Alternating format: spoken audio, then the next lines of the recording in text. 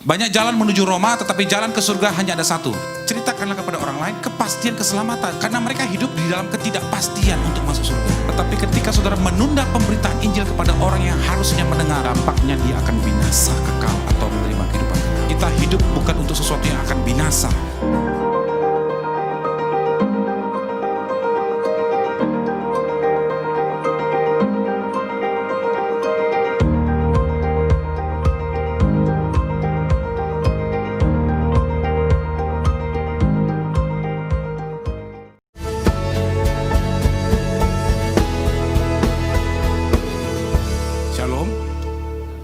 Kenapa kita harus memberitakan Injil? Why do we need to share the gospel? Saya nggak akan buka semua karena waktu yang terbatas. I will not be in very detail because we have a limited time. Saya mulai dengan Yohanes 14 ayat 6. I will start with John 14 verse 6. Bahwa akulah jalan dan kebenaran dan hidup. Tidak seorang pun datang kepada Bapa kalau tidak melalui aku. That I am the way, the truth, and the life, and no one comes to the Father if not by me.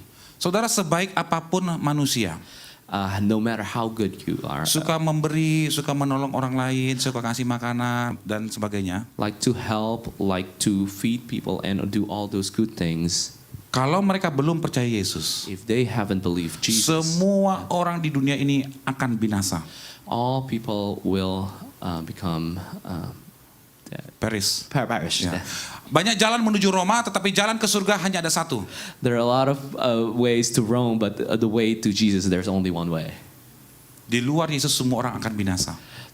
Outside Jesus, every people will perish. Semua agama di dunia ini menawarkan kemungkinan mudah-mudahan untuk masuk surga. Other religions offer the certainty of the way to heaven. Hanya Yesus saja di dunia ini yang menawarkan kepastian masuk ke surga melalui percaya kepadanya. There is only Jesus that gives a true certainty to go to heaven.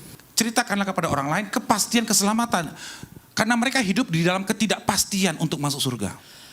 So share the certainty of salvation in Jesus Christ, because what they know is an uncertain way to go to heaven. Saudara, kenapa kita harus memberitakan Injil? Juga karena ladang harus segera dituai. Why do we need to share the gospel? It's because there are fields that have to be harvested. Kalau sebuah ladang itu sudah matang untuk waktunya dituai, tetapi ditunda, but the fields are ready to be harvested, but we are postponing the harvest. Itu nanti tuaian itu akan jadi busuk. Those harvests are going to become rotten. Saudara, menunda pemberitaan Injil itu dampaknya luar biasa. Postponing the share of gospel has a very big impact. Kalau saudara menunda menceritakan kisah, cerita, dongeng, atau liburan, itu dampaknya tidak ada apa-apa. If you just postpone the storytelling of your vacations and all your experiences, it doesn't have really big effect. Tetapi ketika saudara menunda pemberitaan Injil kepada orang yang harusnya mendengar, but if you postpone the share of the gospel that is supposed to hear the gospel, dampaknya dia akan binasa kekal atau menerima kehidupan kekal. the effect is either they will perish or they will receive life of eternity. Jangan pernah menunda pemberitaan Injil kepada siapapun. Do not ever postpone sharing gospel to anyone. Amin. Amen.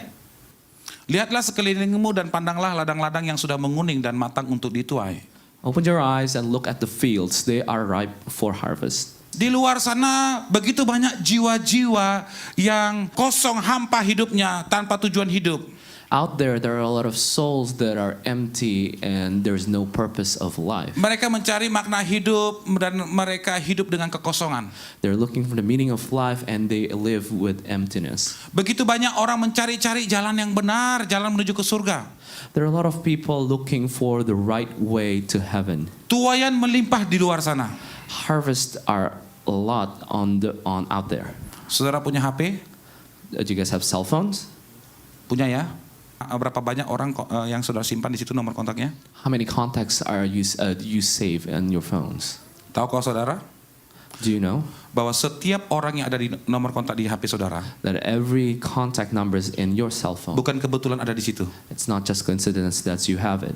Mereka semua adalah tuaian. They are all harvest. Saudara punya sosial media, Facebook, Instagram atau yang lainnya. You have social media, Facebook, Instagram, and all that social media. Semua teman-temanmu, saudara kenal dia, dia kenal saudara, bukan karena kebetulan. Every of your friends, you know them. It's not by coincidence. Saudara punya teman TK, SD, SMP, SMA atau kuliah. You have friends from the kindergarten, elementary, high schools. Saudara pernah kenal dengan teman kerja atau tetangga. You may have known your coworkers or your neighbors. Semua orang yang pernah berrelasi dengan saudara itu bukan kebetulan kenal dengan saudara. Every person that has been in a relationship with you, all of us, is not by coincidence. Tuhan mengirimkan saudara kepada mereka untuk membawa mereka kepada Tuhan. God sent you to them. God sent them to you so that you can bring them to God.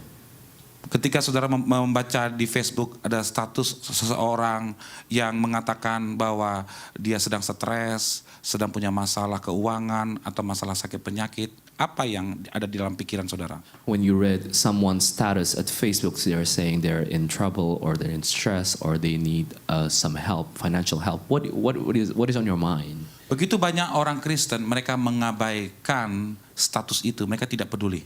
There are a lot of Christians that just ignore those statuses and they don't care. Sesungguhnya itu adalah suatu bentuk panggilan yang berkata, tolonglah saya. But know that is a SOS. it's like a calling for that just say help me. Iya. Sesungguhnya orang-orang di Facebook yang saudara baca itu, ketika mereka memberikan status yang menyatakan mereka sedang di masa krisis, mereka mengatakan tolong saya.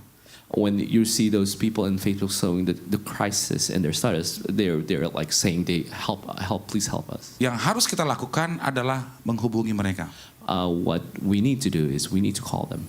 Bahkan kalau bila perlu, datangi mereka dan duduk bersama dengan mereka. And if needed, come to them and sit and stand next to them. Datang sebagai teman. Come as a friend. Karena saudara sudah kenal mereka. Because you have known them. Jadi, katakan kepada dirinya bahwa engkau tidak sendirian. So say to them that you are not alone. Bahwa saya mau menemani kamu untuk keluar dari krisis ini. That I will walk with you through this process to go out from this problem. Dulu saya juga mengalami krisis seperti ini. I also felt this kind of crisis. Saya coba dengan segala macam cara saya, dengan pikiran dan pengetahuan, pengalaman saya. I tried with all of my experiences and with my mind. Dan saya tidak berhasil keluar. But I didn't succeed getting out of my problem. Kemudian saya berlutut, saya mengangkat tangan dan saya berkata kepada Tuhan, Tuhan tolonglah saya. And then I bowed down, I lift up my hands and I said to God, help me. Dan yang luar biasa, And what is amazing, Tuhan menolong saya. God help me. Dan kemudian ada masalah yang lain. But there's another problem. Ada masalah yang lain lagi. There's another problem. Masalah lain lagi. And another problem. Dan saya selalu menggunakan cara yang sama. Saya selalu datang kepada Tuhan dan Tuhan menolong saya. And I always use the same way. I come to Jesus and Jesus help me. Bolehkah saya berdoa kepadamu sahabatku? Can I pray to you, my friend? Supaya Tuhan yang telah menolong saya, supaya Tuhan itu juga menolong engkau. So the same Jesus that has helped me will help you as well. Engkau sudah berusaha dengan segala caramu untuk keluar. Tetapi engkau sampai sekarang belum keluar dari masalah itu. You have tried everything that in your mind, but you haven't gone out of your problem yet. Dan bolehkah saya berdoa? Kita bersama-sama berdoa, meminta Tuhan, memohon Tuhan menolong engkau. Now can we pray together to ask for God's help? Saya peduli kepadamu, saya mengasihi engkau. I care about you and I love you. Engkau tidak sendirian menjalani perjalanan imanmu di dunia ini. You are not alone in to face all the trials. Mari kita bertumbuh bersama, mari kita maju bersama. Let us grow together. Let us move up together. Itulah yang harus kita lakukan sebagai orang percaya. That is what we need to do as a believer. Jangan hanya memikirkan diri sendiri saja. Do not just think about ourselves. Amin. Amen. Ya, saudara, di Matius 9 ayat 37. In Matthew 9, verse 37, dikatakan tuan memang banyak, pekerja sedikit. it is said, the harvest is plentiful, but the workers are few. Kenapa dikatakan pekerjanya sedikit? Why does it say that the workers are few? Kenapa saudara? Why is it? Banyak sekali orang Kristen itu ternyata tidak bekerja. Because there are a lot of Christians that are not working. Mereka tidak menjadi penuai. They are not become a harvest. Mereka tidur-tiduran. They're just sleeping around. Mereka sibuk dengan aktivitas mereka sendiri. They're just busy with all of their activities. Mereka tidak pergi dan melihat menuai ladang yang sudah matang menguning. They do not go out and see that there's a lot of harvest that is ripe and plentiful. Begitu banyak kita sibuk dengan ambisi kita masing-masing. A lot of us are very busy with all of our ambitions. Memuaskan kedagingan kita. Just to satisfy the needs. Sebagai Our orang needs. percaya, As a believer, saudara harus dipimpin oleh Roh Kudus. we have to be led by the Holy Spirit. Hidup untuk Kristus. We will have to live for Christ, Bukan hidup untuk dirimu sendiri. not just to live but for ourselves. Memang kita perlu uang dan perlu bekerja. Yes, we do need money and we need to work. Tetapi prioritas utama hidup kita adalah memuliakan Tuhan. But the top priority of our life is to glorify God. Prioritas utama hidup kita bukan uang. The top priority of our life is not money. Kita hidup bukan untuk sesuatu yang akan binasa. We're not gonna live for mortal things, Kita hidup untuk memuliakan Tuhan. but we live to glorify God. Dikatakan Yesus berkeliling ke semua kota dan desa. And it is said that Jesus went to all villages and towns. Saudara, Yesus memang kalau kita perhatikan, Yesus memang mengajar dalam rumah-rumah ibadat di gereja. If we take a close look, Jesus did teach in synagogues. Tetapi di Alkitab banyak kita temukan bahwa Yesus bukan hanya pelayanan di dalam gedung gereja saja. But we see in the Bible that Jesus' ministry is not just inside the building of churches. Yesus pergi keluar dari dari bait Allah, Jesus went out from the house of the temple of the Lord, pergi ke kota-kota dan desa-desa. goes to the villages and towns. Apa yang dilakukannya? Oh, what did he do? Bertemu dengan semua lapisan masyarakat. He met with all classes of people. Dia bahkan bertemu dengan orang-orang berdosa. He even met with the sinners, Bahkan dia tidur di rumah Zakheus. and even he slept at Zacchaeus' Zakheus house. adalah orang dikenal sebagai orang yang bahkan memeras orang untuk mengambil pajaknya begitu. Zacchaeus was known as a very Mengambil- evil tax Yeah. collector. Ya. Orang-orang nggak mau berteman dengan Zakheus karena dia dikenal sebagai orang yang pendosa. Well, people didn't want to be friends with Zacchaeus because he was a sinner. Ketika Yesus berkata kepada Zakheus, "Aku mau menginap di rumahmu," When Jesus said that I want to stay over at your house, orang-orang di sekeliling Yesus pada saat itu mereka menggerutu. the people surrounding Jesus were all grumbling. Bagaimana mungkin orang suci, orang baik, orang kudus ini mau tidur di rumah orang yang berdosa? How come such a holy person wants to live in a sinner's house? Kemudian Yesus berkata, "Sebab Anak Manusia datang ke dunia untuk mencari dan menyelamatkan yang hilang." Because and Jesus said, because the Son of Man came to the world to rescue the lost. Saudara, Yesus membangun persahabatan kepada Zakheus. Well, Jesus make friends with Zacchaeus. Sesungguhnya Yesus tujuan akhirnya adalah memberitakan Injil kepada Zakheus. Jesus end goal is to share the gospel. Tapi to dia Zacchaeus. tidak langsung memberitakan Injil kepada Zakheus saat itu juga, saat mereka bertemu. But he didn't go straight to share the gospel to Zacchaeus when he met the first time. Dia tidak katakan begini, turun Zakheus dari pohon, kemudian dia langsung diinjili di bawah pohon. He didn't said to come down from the tree and then at that time he shared the gospel right there. Yesus tidak melakukan itu. But Jesus didn't do that. Kenapa Yesus harus sampai perlu menginap di rumah Zakheus? Itu pertanyaan besar. Why did Jesus needs to stay over to Zacchaeus' house? That's a big question. Ini adalah suatu pelajaran dari Tuhan Yesus, perlunya kita membangun hubungan, persahabatan. And this is the lesson from Jesus that we, all of us, need to make friends. Sebagai orang-orang percaya, kita juga harus membangun persahabatan dengan orang-orang di luar sana, termasuk orang-orang berdosa yang kotor sekalipun. And Jesus wants us to make a relationship with all people, including the sinners. Tahukah saudara, Tuhan Yesus bertemu juga dengan perempuan Samaria di pinggir sumur. Do you know that Jesus met the Samaritan woman near the well, Tinggal dengan orang yang bukan suaminya. and even lived with a person that is not her husband? Orang benar-benar kotor dan pendosa benar. She is a big sinner. Bayangkan, Yesus orang kudus kok mau bertemu dengan perempuan seperti ini? Can we imagine Jesus, which is very holy, wants to be with the sinner? Karena memang Yesus datang ke dunia untuk mencari dan menyelamatkan yang terhilang. And that is because Jesus came to the world to find and to rescue the lost. Yesus sengaja melewati daerah itu dan menghampiri perempuan itu dengan sengaja. Jesus coincidentally came into that area to meet that woman. Perempuan itu yang diperlukan adalah Injil. What that woman is the word of God. Tapi Yesus tidak langsung memberitakan Injil. But Jesus didn't go straight to share the gospel. Yesus bicara tentang air minum, air sumur. Jesus talked about the drinking water and the well water. Saudara, Yesus tidak main tembak langsung.